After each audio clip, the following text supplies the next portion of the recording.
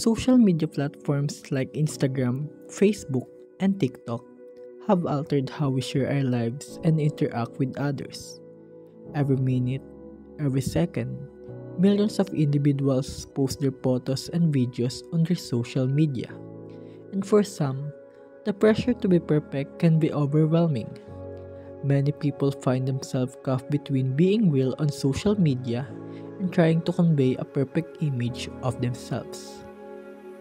In today's digital world, many people create online identities that reflect who they are or what they want to be. With just a few clicks, we can edit our images, express our opinions, and interact with friends, families, and even strangers. Social media has become an effective tool for expressing ourselves. But what exactly does it mean to create a digital identity? Are we really showing our true selves, or are we simply trying to meet the expectations of others?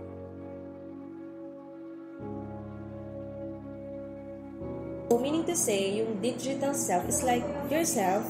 Ang pinakaiba lang nito, you are using the digital world, digital platforms. You are presenting yourself to other people. And it has something to do with the way you want other people to perceive you online.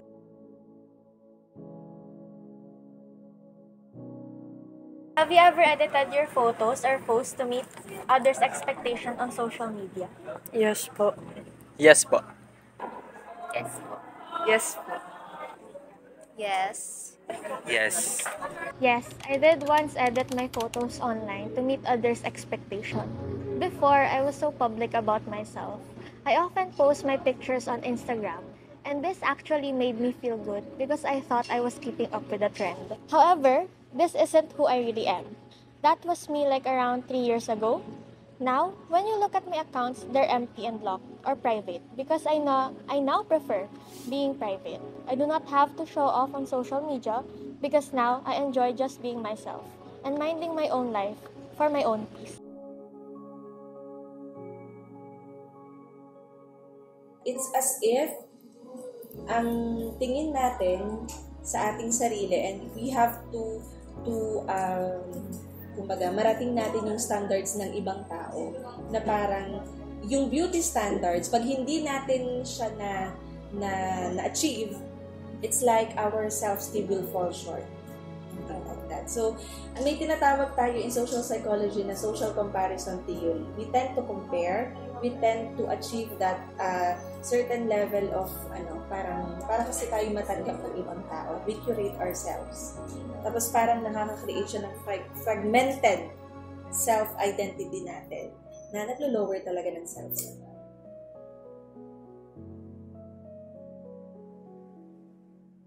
Have you ever uploaded something online specifically to get positive feedback or likes? Sort of. Yes po. Sometimes. Pwede ba yan? Pwede ba sometimes? On certain occasions. Sometimes. Yes, I think many people, including myself, sometimes upload things online hoping for positive feedback or likes because it can be really encouraging and help boost self-confidence. When I receive likes or positive or supportive comments, it feels like validation that what I shared resonates with others, and that can be a comforting feeling. It makes me feel appreciated, like my thoughts, creativity, or experience are valued by others. In a way, this feedback can serve as a reminder that I'm connecting with people.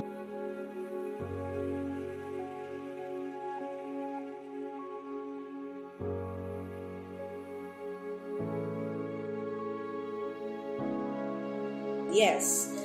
In self-determination theory, may tinatawag tayong yung gusto natin, positive feedback yung ma-receive natin because we want that certain kind of validation from other people. We want to be accepted. For example, we post our halimbawa, mga nabili, ganyan, pinost natin yung mga napupuntahan natin. Kapag may mga positive feedback, may mga positive comments, so as if parang tayo ay nabubuhayan ng loob. And it's like activating our reward system na parang ang feeling natin, nabibigyan tayo ng mga tangible rewards in return. So, parang, anong tendency natin is to create more posts, to create, parang sinasabi natin sa ibang tao na ito yung achievements ko, ganito ako kaganda, ganito ako ka-sexy, ganito yung mga kaya kong gawin. So, it's like, isa pa, yung dopamine level natin mas nag-increase. So, ang tendency nun, dopamine, alam naman natin, feel-good hormone siya. So, ganyan yung psychological effect sa atin.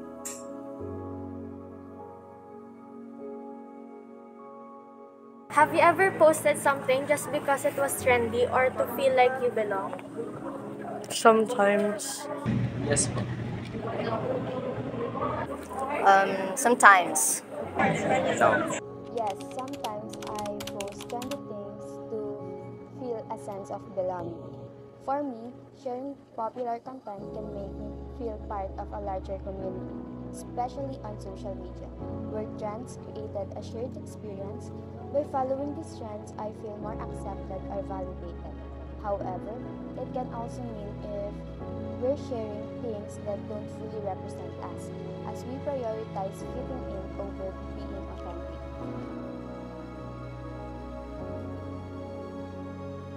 Halimbawa, ibang individual na easily swayed by na kung ano yung what's in, ganyan, yung medyo malabo yung self-identity nila. So, ang tendency nila is to feel pressured na gawin yung mga trend na yon na sometimes it's misaligned na sa mga personal values nila. So, ang tendency, kapag ginawa nila yon at the end, they feel the guilt. Sometimes, nagre-regret sila na, bakit ko ginawa yun? Hindi naman ako yun.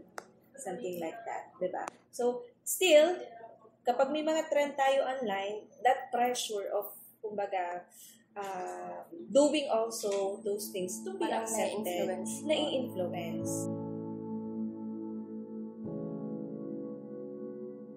Do you ever feel more free to express yourself online than in person?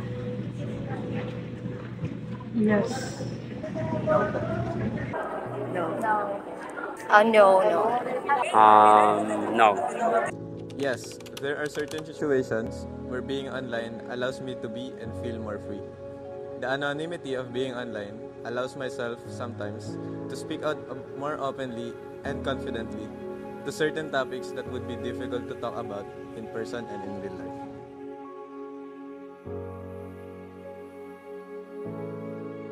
Ang social media kasi or ang digital platform, it's somehow a space. It gives us space na mag-express ng ating sarili kahit anonymous lang tayo. May anonymous effect yan. So, parang ang tendency natin is, sige, magpo-post ako, hindi naman ako ma-judge kasi hindi nila ako kilala. So, meaning to say, yung insecurities natin natatago. So, pag ganun ang ganun, mas ang tendency natin, mas gamitin yung social media, mas gamitin yung mga digital platform to really enhance ourselves. Ganyan. Kasi hindi naman nila tayo kilala. Have you ever acted differently online compared in person? Yes. Yes po. No. Yes. Yes. Yes, in my experience, online communication can feel less personal, which makes it easier for me to be more direct than I would in person. Without someone physically in front of me, I find it simpler to express my thoughts without worrying as much about their immediate reaction. When I'm face-to-face with someone, I'm more mindful of social cues, body language, and tone.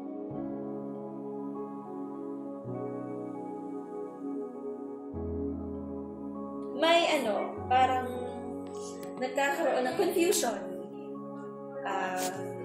Halimbawa, you are presenting yourself this good, this perfect online, and then suddenly hindi ka naman talaga ganun sa totoong buhay or in reality. So you tend to sino ba talaga ako? Para kasing sa online, you are creating a certain facade na everything is okay. You are happy, di ba ganyan in mental health? Na parang magpo-post ka na everything is okay, you are okay, your family is okay, your school is okay, your grades are okay, academically, ganyan. Have you ever felt more comfortable expressing yourself online because of the anonymity it provides? Sometimes. Yes po. No.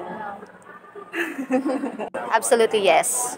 Yes, many people feel more comfortable expressing themselves online because anonymity allows them to share their thoughts and opinions without the fear of judgment or negative consequences in their personal lives. This sense of privacy can help individuals discuss sensitive topics, voice unpopular opinions, or express their true feelings more openly than they might in face-to-face interactions. However, while anonymity can encourage honest communication, it also has the potential to enable negative behaviors if misused. Feeling mo, hindi ka kilala, malakas yung loob. So, parang you own the world. Parang ganyan. Kasi wala namang taong kumbaga mababalikan ka, di ba? Parang parang ang expression mo ng freedom is, yung parang feeling mo autonomous ka, na kaya mo lahat. And then, insecurity, when it comes to insecurity then, it's like, mas lalong tumataas yung level of insecurity mo. Kasi pinapakita mo lang yon na hindi ka kilala. As we wrap up our documentary about the digital self, we've seen different opinions on how social media shapes our identities and affects how we view ourselves. The experts have highlighted that online platforms let us create a version of ourselves that may not truly reflect who we are. As Dr. Phil McGraw said, "Be your authentic self." By letting go of the social mask we wear, we can build deeper connections with others and improve our self-worth. Just always remember, true connections and self-worth come from being your true self, not from the perfect images we share online.